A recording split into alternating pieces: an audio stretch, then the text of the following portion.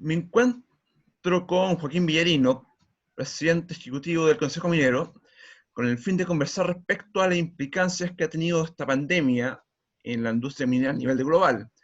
En esa línea, agradecer su tiempo, don Joaquín, y consultar respecto a cómo evalúa que la industria minera se ha visto impactada por el COVID-19. Gracias, Daniel, un gusto estar contigo y gracias por esta oportunidad de conversar y contarles en qué está el sector minero. Nosotros desde muy inicio de esta pandemia, de los inicios de la pandemia y su llegada a Chile, comenzamos a tomar medidas para cuidar a los trabajadores. Fundamentalmente teníamos por objeto la salud de ellos y en paralelo obtener alguna continuidad operacional que no sacrificara la producción por lo importante que es no solo para los trabajadores, para las empresas, sino también para el país. Y entonces, desde un principio hemos tenido protocolos bastante estrictos para el transporte de los trabajadores, para la habitabilidad de los trabajadores, para los lugares de esparcimiento de los trabajadores, de distanciamiento social. Se ha aplicado estrictamente, los buses, por ejemplo, van con la mitad de pasajeros que podrían ir para tener distanciamiento, uso de mascarillas, alcohol gel, test previos a acercarse a la faena. Nosotros, las compañías toman temperatura, después cuando llegaron los test rápidos, algunas están tomando test rápidos. Existen además cuestionarios en los cuales los trabajadores tienen que dar cuenta si tienen algún síntoma, si han estado con personas con síntomas. Está bien mapeado cuáles son los grupos que se juntan y por lo tanto, si hay uno que aparece con síntomas, se sabe perfectamente quiénes son los potenciales riesgos, personas que habrían estado con riesgo. Tenemos hospedería, es decir, personas que están con síntomas hasta que se obtienen los resultados de sus exámenes y no pueden volver a sus casas, quedan en hospederías en las regiones mineras. Hemos contratado hoteles, digamos, habitaciones de hoteles completos para tener este resguardo.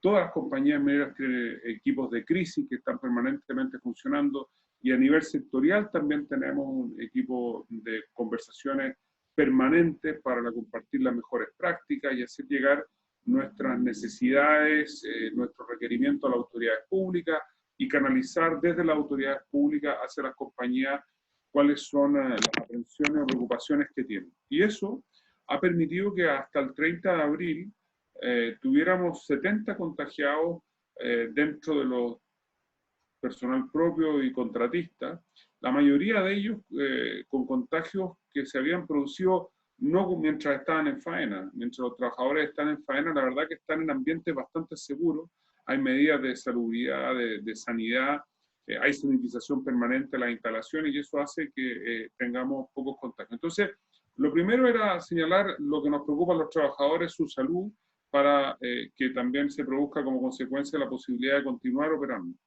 Desde una segunda perspectiva también hemos ido en ayuda de las comunidades más cercanas. Evidentemente esto demanda un trabajo colaborativo. Nos hemos incorporado en el trabajo con el Fondo de Salud de la CPC. La minería ha reunido prácticamente 28.000 millones de pesos que está destinando en ayuda a sectores que están de alguna manera más expuestos, comunidades más cercanas, equipos médicos, equipos de protección personal. Participamos en la compra de ventiladores junto con la CPC, que están destinados fundamentalmente a la zona norte del país, a las zonas mineras, los que compró el sector minero bajo el alero del Consejo. Hemos ido en la ayuda para la implementación de equipamiento para test PCR, para test rápidos, para equipos, como decía, de protección personal. Algunas de las compañías han creado fondos para ayuda a los proveedores. Es decir, estamos involucrados en un trabajo súper colaborativo con las comunidades y entre las empresas.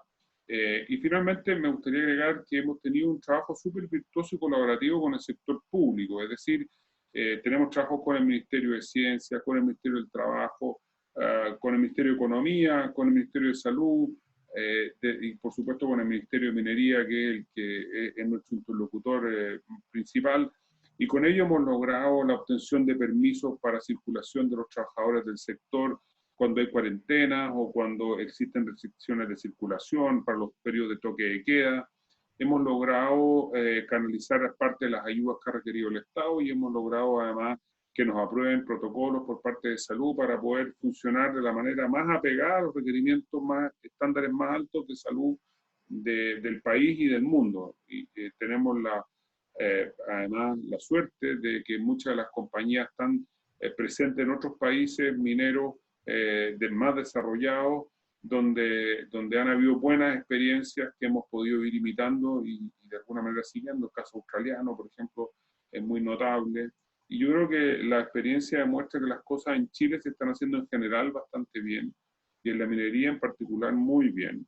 Tanto así que si uno compara el desempeño del sector minero chileno con el peruano, se da cuenta, por ejemplo, que el de nosotros va a tener probablemente un impacto en producción, porque estamos con dotaciones que son entre un 30 y un 40% inferiores a las dotaciones normales, pero con un impacto más bien marginal. Según algunos estudios de consultores externos como Plus Mining, este podría estar entre un 5,5 y un 6%. En Perú el impacto está sobre el 25 o el 30%, y esto derivado a que no ha habido interlocutores muy válidos y ha habido un poquito más de desorden, según nos cuentan representantes de las compañías en esas latitudes. ¿Es posible pensar en una mejora en la expectativa de los precios de los commodities ahora que, por ejemplo, China se está reactivando, en Europa también se está reactivando también la economía? Bueno, yo creo que una de las pocas conclusiones que se pueden sacar de esta pandemia es que es muy volátil, y algunos que de pronto creen que tienen solucionado y controlado el tema se les descontrola, y algunos que los tenían muy descontrolados los vuelven a controlar. China da la impresión que un mercado que vuelve a levantarse con una cierta normalidad, pero de pronto también tenemos noticias de que en Wuhan vuelven a aparecer contagios. Existe además una aparente opacidad sobre algunos datos de China, y hay más inquietudes que no. Lo concreto, podría decirle yo, el mercado de Estados Unidos además está sufriendo, el mercado europeo está sufriendo, se pueden estar reactivando, pero son mercados que están sufriendo, y yo creo que hay que hacerse la idea que vamos a tener una de las crisis económicas más dramáticas de la historia del último siglo, siglo y medio del mundo, y en esto todos vamos a sufrir, algunos mucho más que otros, pero todos vamos a sufrir. Yo creo que el mundo de los commodities también va a pasar por periodos de apriete. Lo concreto, como decía antes, es que tenemos un precio hoy día del cobre que se ha mantenido relativamente estable en los últimos 2 meses, en torno a los 2,4 libras, 2,3 y tanto. Y eso es una buena noticia, es un precio que permite a prácticamente toda la gran minería del país subsistir con cierta tranquilidad. Bajo esos precios, y cuando nos aproximamos más a los $2, ya hay sectores de la gran minería que comienzan a sufrir porque tienen costos más altos.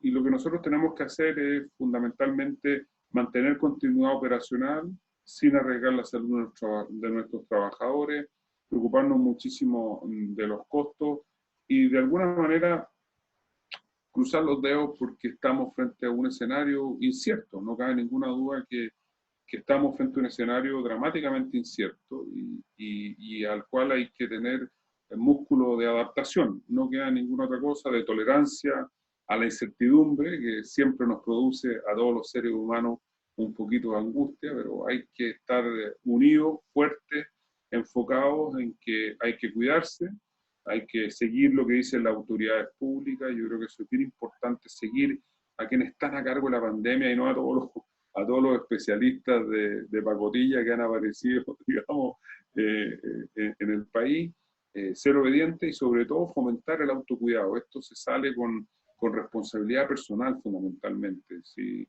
nosotros usamos mascarillas, si nos lavamos habitualmente las manos, si guardamos el distanciamiento social, si nos quedamos en la casa cuando nos podemos quedar en la casa o venimos a trabajar porque tenemos que venir a trabajar, pero siguiendo todos esos cuidados. Y si hay cuarentena, bueno, hay cuarentena y somos obedientes, creo que vamos a salir antes que después.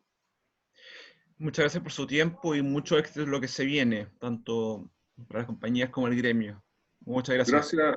Gracias a ti, Daniel, por esta posibilidad. Cuídate mucho.